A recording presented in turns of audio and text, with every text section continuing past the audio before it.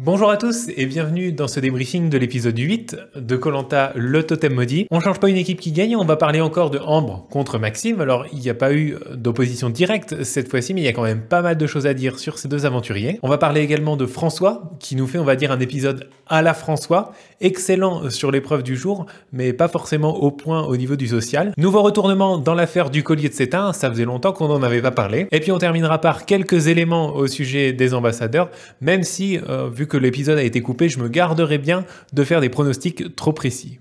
Maxime, dans cet épisode, on a vraiment l'impression qu'il fait exprès d'énerver tout le monde.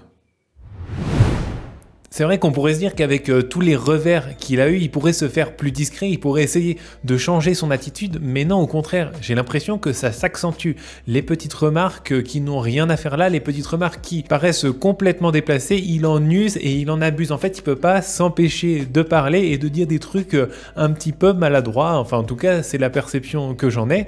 Il s'est frité avec Yannick dans le débriefing de l'épreuve, il lui a dit j'ai pas eu le temps de terminer de parler », alors que pourtant, il avait gagné, donc il était, on va dire, de bonne humeur. Il aurait pu laisser Yannick s'exprimer, même si, effectivement, il lui avait coupé la parole. Non, il a fallu qu'il lui fasse remarquer pour qu'il termine de faire son débriefing de l'épreuve. Alors c'est pas très choquant en temps normal, mais là il sait qu'il est quand même pas en odeur de sainteté dans cette équipe, mais non, il faut quand même qu'il impose ses petites remarques, son analyse, sa façon de voir les choses. Ensuite, il fait le malin pour que le camp soit beau, parce qu'ils se disent pour profiter de cette récompense, on va essayer d'arranger un peu le camp, on va faire en sorte qu'il soit propre. Mais en fait, ils se disent justement, et ils sont plusieurs à se dire ça, en particulier si je me souviens bien Jean-Charles, qui aide aussi à préparer le camp pour que ce soit un petit peu mieux, pour mieux s'asseoir, etc., pour profiter de la récompense. Mais il n'y a que Maxime qu'on entend, il n'y a que Maxime qui énerve tout le monde et qui fait toujours ces petites remarques à la Maxime. C'est un peu dur de dire pourquoi ça énerve, mais c'est vrai qu'on sent que c'est déplacé, on sent qu'il en fait trop, tout simplement, et que ça agace tout le monde.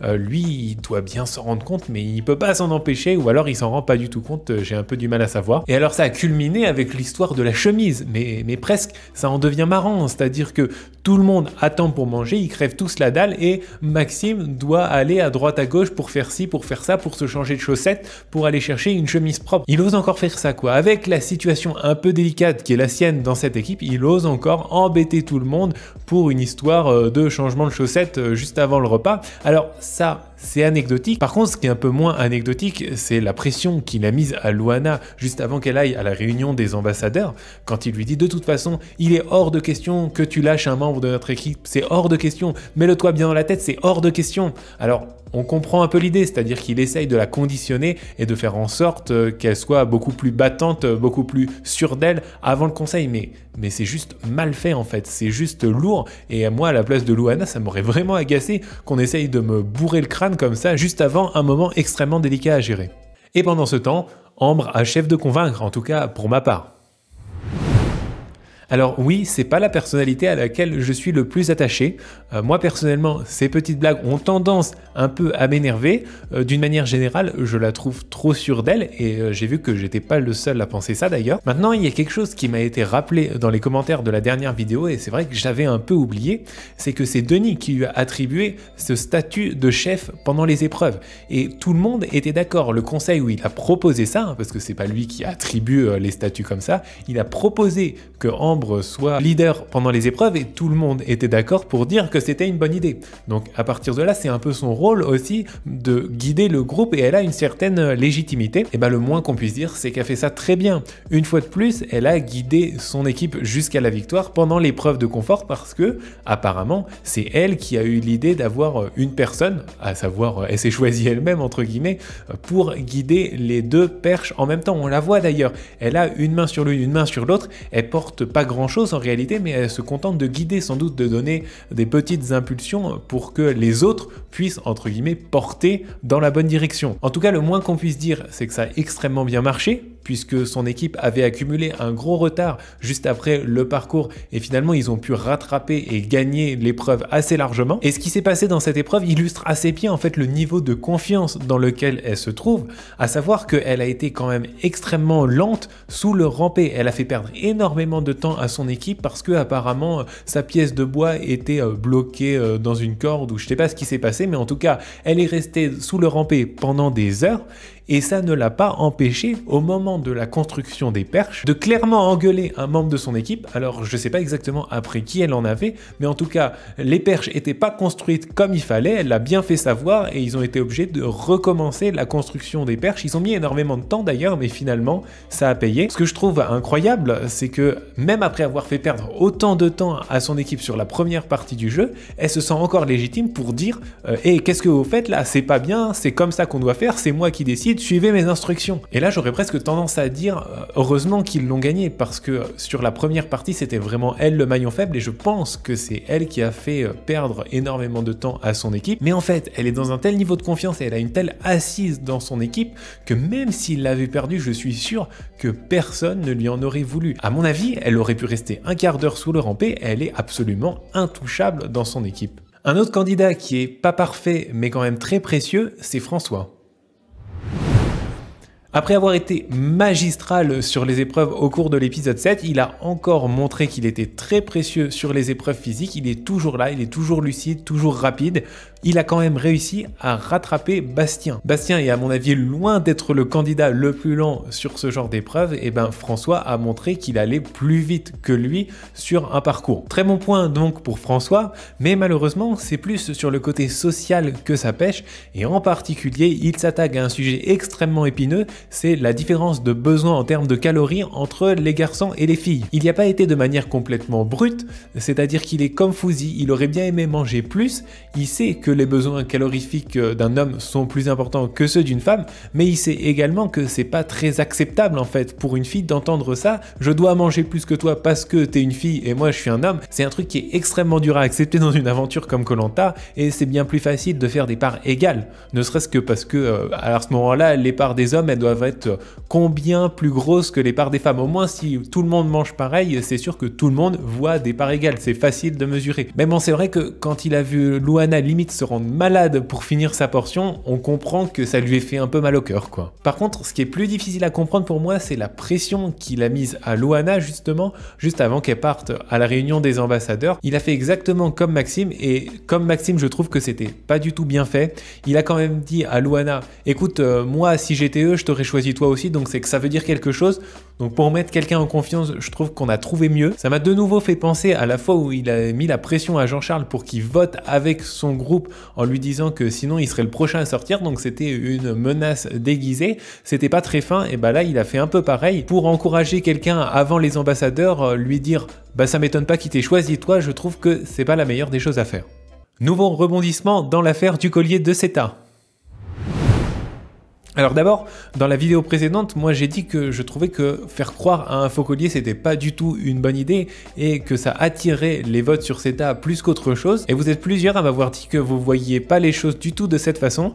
Et c'est vrai qu'à la réflexion, on peut aussi penser que le fait que les autres croient que Seta ait un collier, ça force à diviser les votes, et que si Seta n'avait pas ce collier imaginaire, alors ils auraient concentré tout simplement tous leurs votes sur Seta sans avoir peur qu'elle joue un collier et que ça se retourne contre l'un d'eux. Moi je pensais plutôt que toutes les personnes qui étaient un peu indécises avaient tendance à se dire bon bah de toute façon Seta a un collier, elle va le jouer donc votons contre elle, et si elle le joue pas tant pis pour elle. Mais ce qui est intéressant c'est la façon dont Seta fait évoluer cette légende du collier, parce que à l'approche de la réunification la question se pose, est-ce que ce collier est encore valide?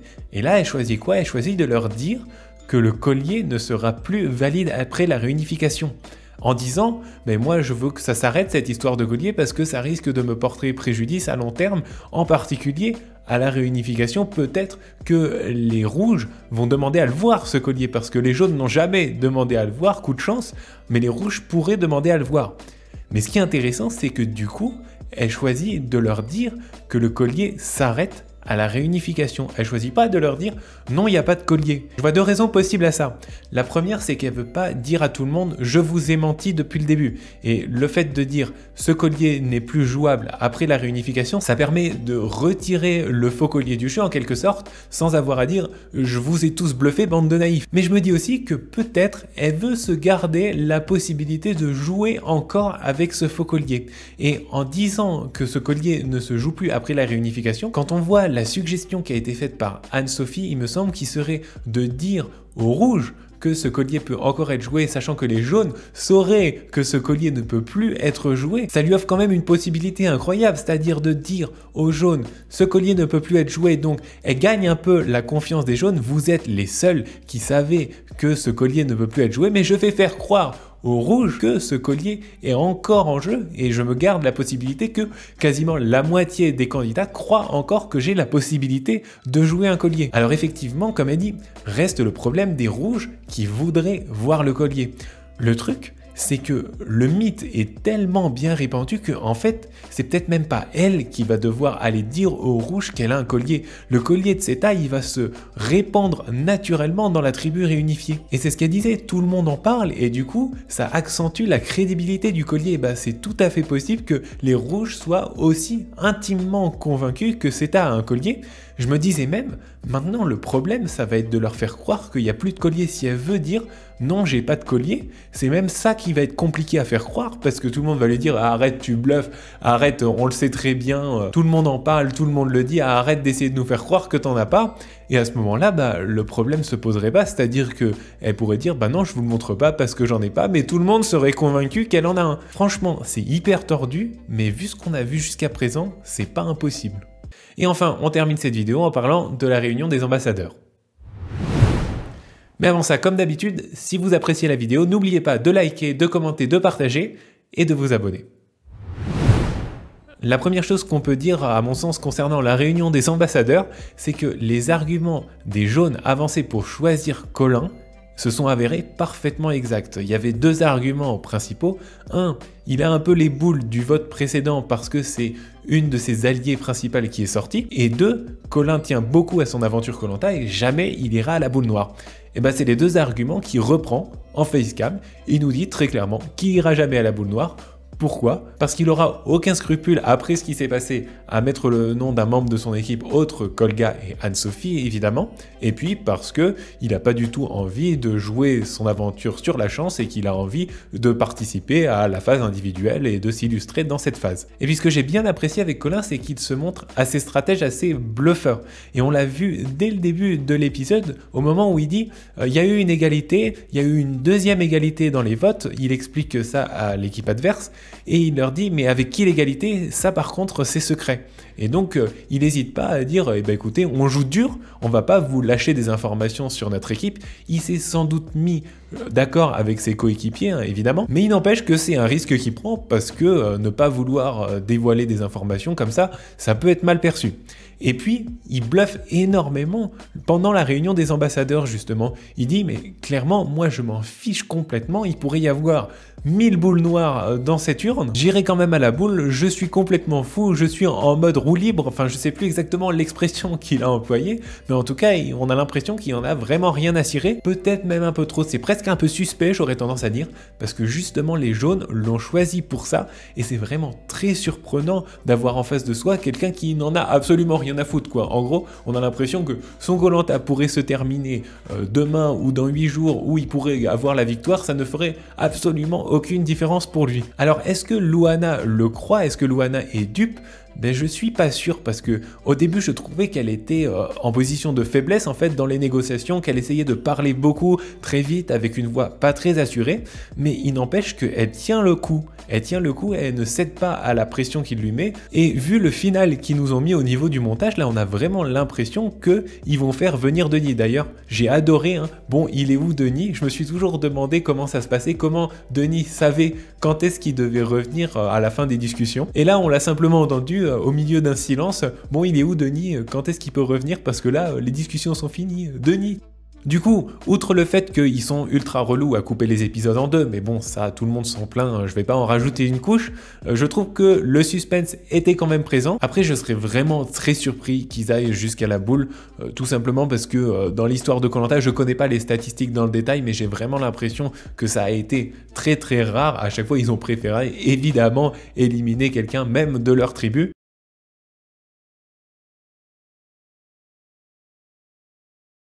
Et plus particulièrement pendant cette saison, c'est aussi rare qu'on les voit exprimer aussi clairement le fait qu'ils n'iront pas jusqu'à la boule noire. Alors il y en a un qui ment à ses coéquipiers, Colin, et puis l'autre, Luana, qui dit clairement moi, la boule noire, j'ai pas envie. Et donc maintenant, il y a un deuxième truc que je me suis toujours demandé et qu'on va peut-être voir dans l'épisode de la semaine prochaine, je croise les doigts, c'est est-ce que tu peux faire venir Denis et puis au dernier moment, bluffer jusqu'au dernier moment, jusqu'à la dernière seconde, limite mettre ta main dans l'urne, et puis ne pas prendre de boule et dire ok c'est bon, je te laisse telle personne. Je sais pas si c'est possible, s'ils ont des consignes en off, ou si tu peux vraiment faire venir Denis et puis au dernier moment dire non, c'est bon, je me dégonfle. J'espère qu'on verra ça dans l'épisode de la semaine prochaine.